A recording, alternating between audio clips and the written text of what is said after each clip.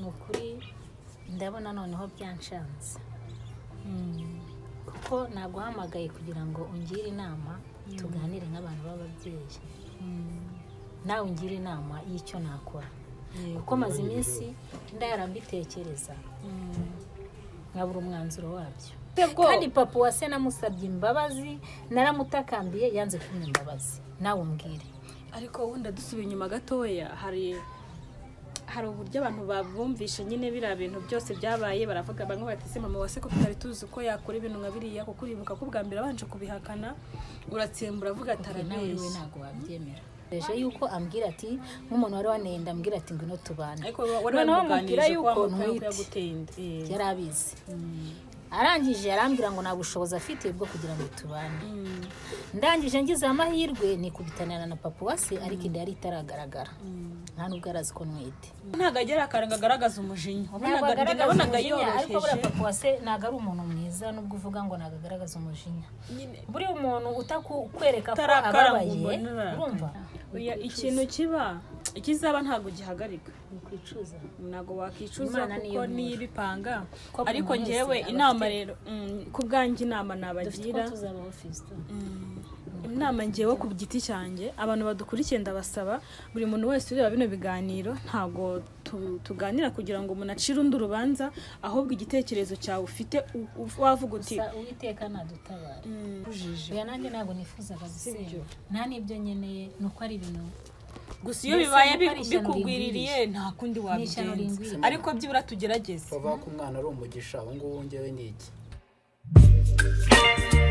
Muganga gakondo yakuzaniye umuti ugaruza ibyibwe utiriwe uruha si ngombwa kwirirwa ujya ahari aho uri hose arabikuzanira agufasha kumenya niba ugukunda agukunda koko cyangwa ataguca inyuma agufitiye umuti utuma abagore bakundwa umuti wirukana ibisambo umuti ugaruza ibyibwe atanga kandi uruhereko n'umuti weza umurima atanga umuti ku bakobwa babuze abagabo umuti uvura inyatsi umuti wo kwihorera ku mwanzi umuti w'insinzi umuti wongera ubukungu indwara zananiranye amarozi y'ubwoko bwose ahumanura kandi abantu bahumanyijwe atsirika amarozi y'ubwoko bwose ahumanura ibibanza bikagurwa byihuse muganga gakondo atanga uruhereko cyangwa umurinzi akoresha imbaraga z'abakurambere akoresha kandi amahembe y'inkorongo aragufasha wowe urwara igifu impyiko kubura imihango guca imyeyo ababuze urubyaro abashaka uruhereko abarwaye asima diyabete iseru kubyimba amaguru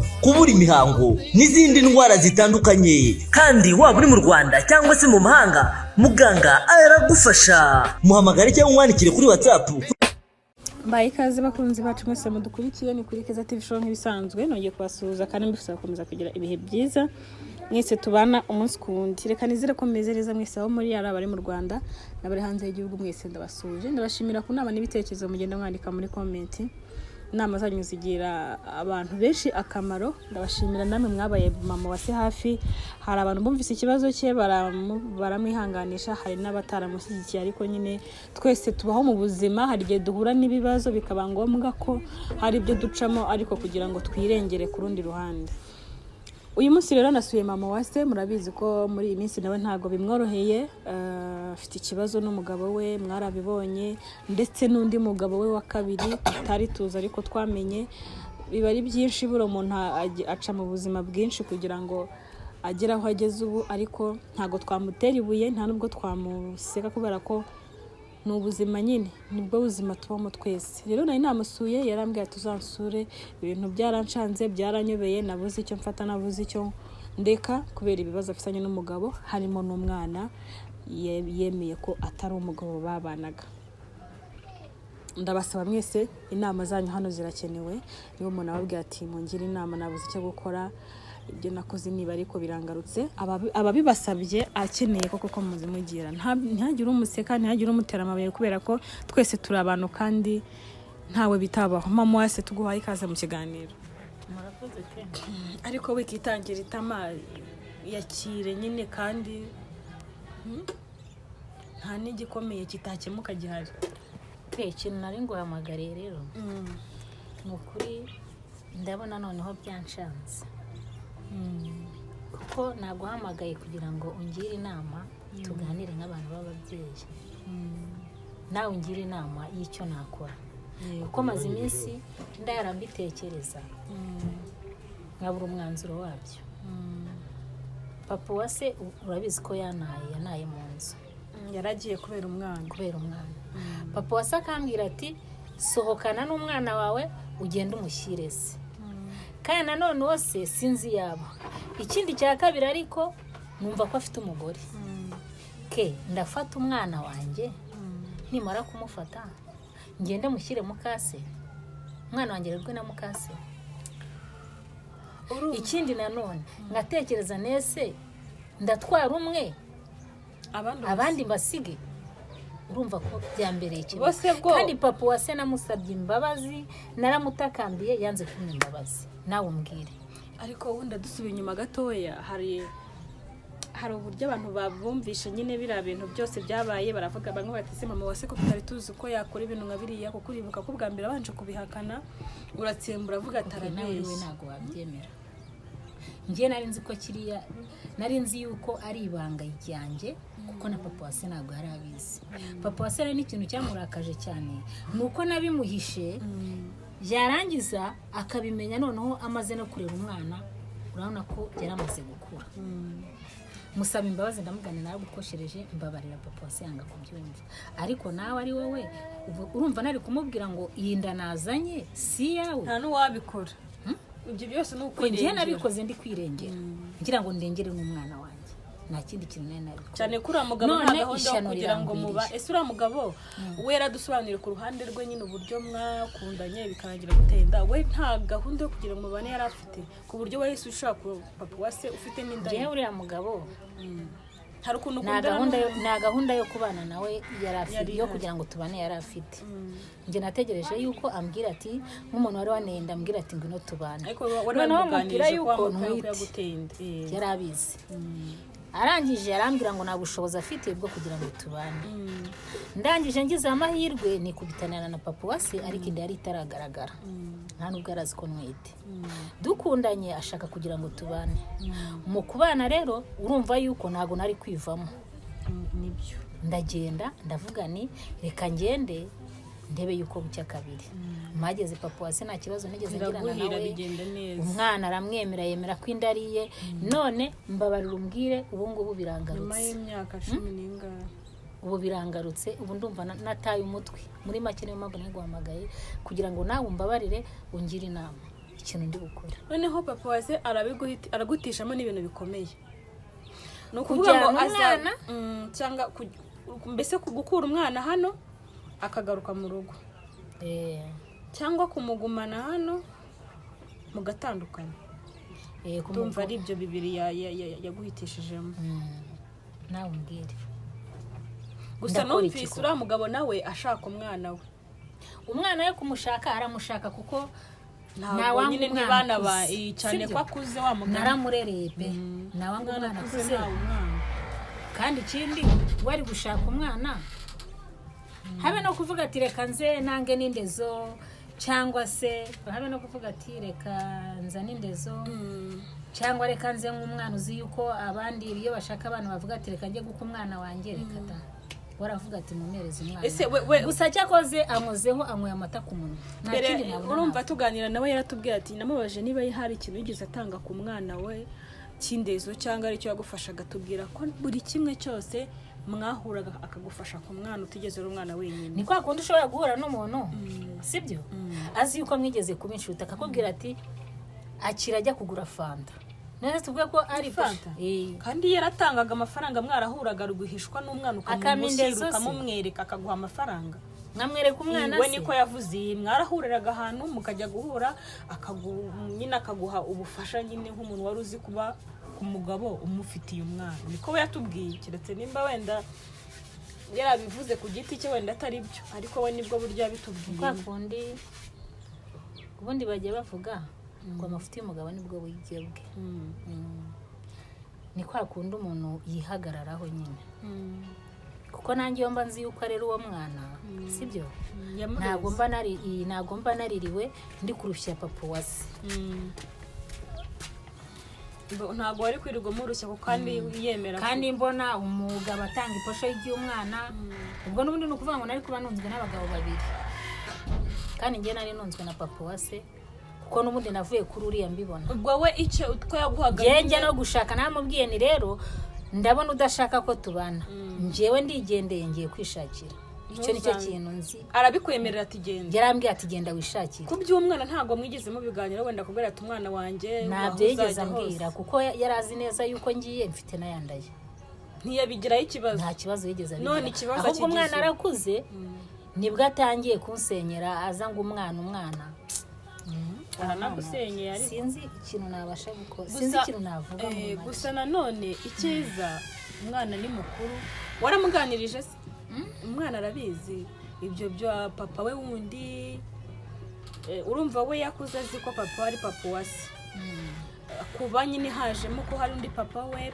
akaba amushaka uwamureza azi nka se akaba ari gushaka kubirukana kubera we umwana hari icyo baba waramuganirijeho byibura akaba hari icyo azi cyangwa azi nta makuru mbese uramuganiriza kuko biri kose umwana ni mukuru yabasha kumva ikibazo aho kibi umwana mbonye nyuma bimenyekanye naricaye ndamuganiriza ariko nawe ntabwo byamushimishije mubwira ko afite undi papa we mubwira ko afite undi papa kuko nabonaga nta kundi kuntu ndi bubigenze kuko papa wa se yaramaze niba waramuganirijeho byibura ni sawa ariko ikintu njye navuga ntabwo wakitera abana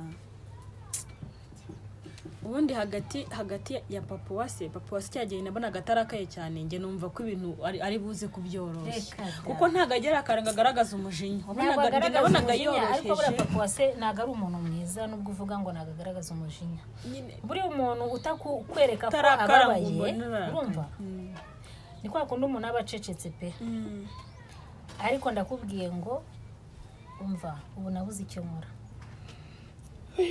nkora pe cyagiye wigiye wabonaga atakugaragariza umujinya nabonaga rwose byoroshye amagambo yagiye ambwira naramuhendahenze papa wase wambabariye ukagaruka ntako nagize papa wase arangarananira arambwira ati sinshobora kugaruka utajyanye uwo mwana ngo umwana areze imyaka 10 n'ingahe 20 ubu n'ubundi ko byarangiye nta kintu kiramira aramwirukana ngo kugira ngo bigende bite ariko ubundi bajya bavuga nese urafata umwana ngo uramwohere arakiga se yararangije kwiga cyari ku ishuri arakiga ufite na bene cyangwa umwohereze hari nta bene wanyu ufite se akaba agiye kuba wenda papa wase akabanza agacururuka ko nta wamenya buri ikibazo cyoroshye hari igihe biba bikitiza umurindi cyane ko ufite nk'ahantu wamwohereza njye nta bene wacu mfite n'abavandimwe mfite ubi na wenyine i Kigali njye na i Kigali njyenyine abandi ntago bariho umuhungu arahari se umuhungu arahari Fisto shaba mwana koko sinabona ibyo mvuga Fisto ngo nusuhuza abashyitsi baje kudusura tuganire ndabona bikomeye ntabwo byoroshye ariko no kwihangana nyine ngura mwana ngo byoroshye iby'iki gihe Fisto karame gira hano rero Fisto noneho byanyobeye suhuza umushyitsi umeze bite se byanyobeye ubu nari nahamagaye Keza kugira ngo angire inama ikibazo cya papa wase ariko papa wase ari kutwiruka ni papa we rega ni nka papa we nawe ni umva ndakubwiye ngo ubu ngubu nabuze n'ibyo mvuga ndajya no kubibwira Fisto mva isoni ziranyishe Yoze Fisto umwana wanjye uzambabarire kuko nanjye ntago ari njyewe nakundi nabikoze ngira ngo ushakire imibereho n'ubuzima ama ntago nakurenganya nanjye ndabibona ko rero sinzi ukuntu biri bugende ikibazo nuko ambwira ngo ni ngo reke ngo ugende usange so kandi kuvuga ngo ndaguha so ugende ugiye kuba kwa mukasko njye ntago nabishobora pe ubu nabuze amahitamo, nabuze icyo nkora n'ukuri. Mbese najya kubana mama wundi kandi abizi Njye mukasi nyoko unsize aha. ngusize hano. iki abwo ikiba wenda uyu ni mukuru abandi se abandi waba usize hano bari umuntu abe bashike kandi aricyo kibazo mfite. ari ibintu bishoboka wenda ukabatunga ukabajyana bombi, sibyo byiza. Ari ibintu bishoboka ukabatwara bose n'abandi, ufite ahandi hantu ugiye kwibera bose ukabajyana, byaba byoroshye.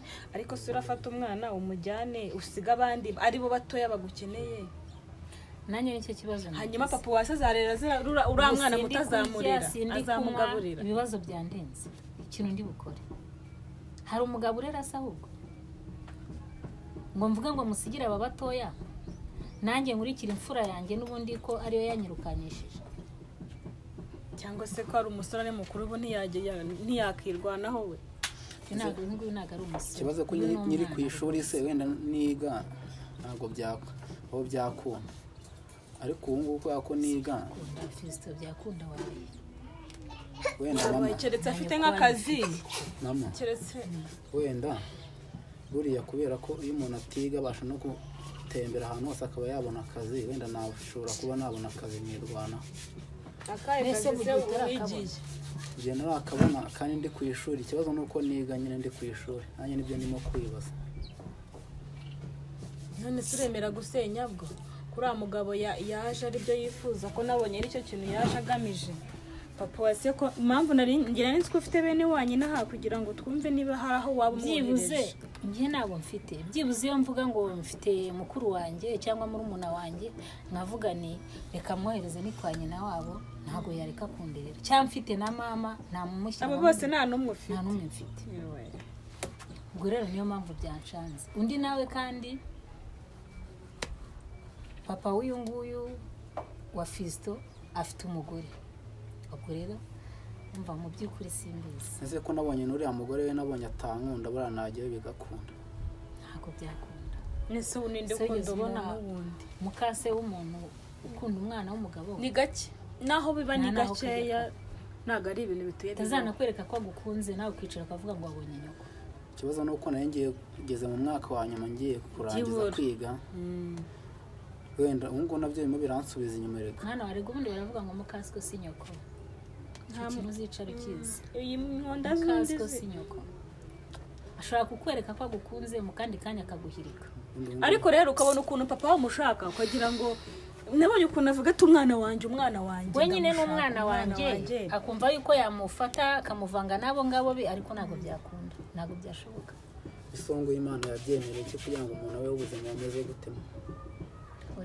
Oya ikintu kiba ikizaba ntabwo gihagarika, ukwicuza. Ntabwo wakicuza kuko nibipanga. Ariko ngewe inama rero kubwanjye inama nabagira, inama ngewe ku giti cyanjye, abantu badukurikiye ndabasaba buri muntu wese ureba bino biganiro ntabwo tuganira kugira ngo umuntu acire undi urubanza, ahubwo igitekerezo cyawe ufite wavuga uti Uwiteka nadutabara. Mama wasabigenze gutya, papa wasabigenze gutya, wakandika muri comment. Ngiye kubwanjye rero numvaga twakongera tugasaba papa wase indi nshuro ya nyuma, ariyo ya nyuma. Papa wase ukamunsabira imbabazi. Papa wase tukazazana hano mu rugo na papa wase tukamusabira imbabazi, akambabara akareka nkirerera abana, kubera ko amahitamo ari kuguha arakomeye. Kuko ndatekereza nawe ubwe nagafite ubushobozi bwo kurera bano bana wabusiza, uretse umujinya wabo uri kubimukoresha nawe ntiyabishobora. Nge numvaga twagerageza indi nshuro ya nyuma. Ese murutse kuvugana papa wase? Wase twaravuganye kuri telefone. Aragira ati kibyibura. Nje twaravuganye arambwira ngo nta kintu akeneye kuvugana nanjye, nimba cyakoze nimubwira ngo Fisto namuhaye se. Bari bwo nzamubwira akagaruka mu rugo. Gufata umwana wanjye rero ni nko kumujugunya. Ngo mwikuyeho ndamujugunye. Urabizi neza ukuntu kubyara bivuna. Numva bimbere ikibazo. Nabuze amahitamo mbese muri make. njye numvaga twagerageza indi nshuro ya nyuma papa wase tukamuganiriza waba umfashije urumva nawe wenda cyagiye kuko byari bikiri bishyashya buri ibintu bikiba biba bishyushye umujinya ukiri mwinshi yakomeje kugenda agira umujinya numvaga twaganira nawe rero tukazamubwira nawe tukamusobanurira ikibazo ko kimeze kuko indezo ari kwaka uribuka ko ubushize yavuze ko ashaka indezo amafaranga yindi yakoresheje arera uyu mwana ariko ibyo avuga kandi ayo mafaranga ntago wayashaka ngo uyabone amafaranga areza umwana kugeza imyaka 20 aba ari menshi ayo n'amashuri yamwishyuriraga noneho ibyo yatanze kugira ngo umwana agane gutya aribwo umwana yagakuza arangije ishuri nawe azamwibuka nka papa we aragira ngo arakoreshwa n'umujinya kubera nyine ibyo byose gusa nawe ku ruhande rwe birumvikana ariko nanone muramusenya urwo kandi aricyo gihe cyo kugira ngo mubone ingorano zabo mwarize nari nkeneye no kwirerera abana ahubwo njyewe rero ikintu navuga numvaga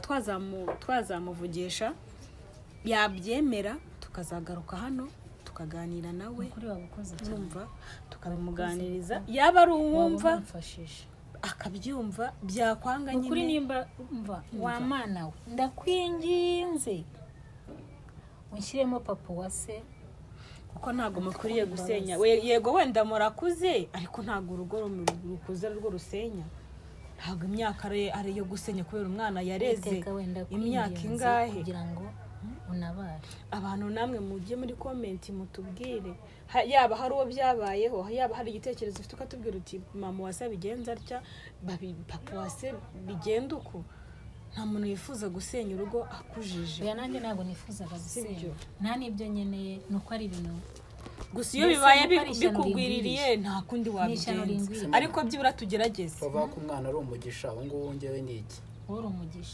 umugisha yego kubura umugisha ariko ntibivuze ko mu buzima iyo umuntu avutse haba hari ibyiza n'ibibi bigwa bigomba kuba kandi n'Imana ibigena ushaka kwita umunyamwaka ntabwo uri umunyamwaka uri umugisha ahubwo nyine hari igihe kigera kubw'Imana ibyo yagennye bikaba ariko n'ubundi byiza bikongera bikagaruka kuko ibingibi ntabwo mama wase yarazi ko bizaba ariko nabyo bizabirangira nta gihe kiba ngo gihoreho igihe kibi kiraza kikaza kikarenga kikibagirana akazi ibihindi bihe byiza kimwe nuko papa wase Imana yamukoreramo agacururuka mugasubira mu nzu mukabana byose n'Imana ibigena cy'Imana yagennye rero nicyo kintu kikubaho ntatinze rero ndumva nasoza mama wase nkakureka hanyuma nanjye ngataha tukazagerageza icyo kintu bwa nyuma bwa rimwe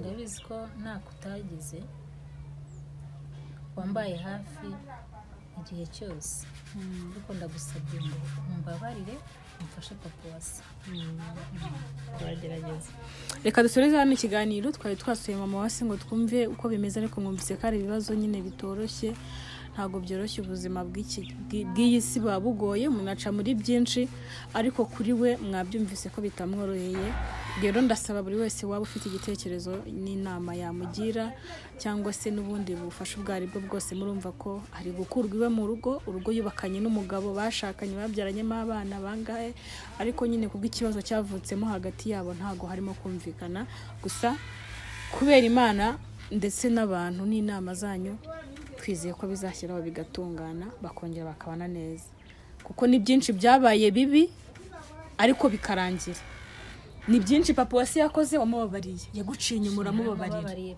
sibyo warengejeho wenda amakosa ntagangana wenda amakosa ntangana ntago iryo yakoze ringana n'irye ariko nta kosa ritababarirwa n'umuntu wishaba baramukatira imyaka akazagera agafungurwa rero nta kintu gikomeye kirimo byose n'umutima w'umuntu n'umutima nama w'umuntu reka dusoreze hano nta mu kiganiro cy'ubutaha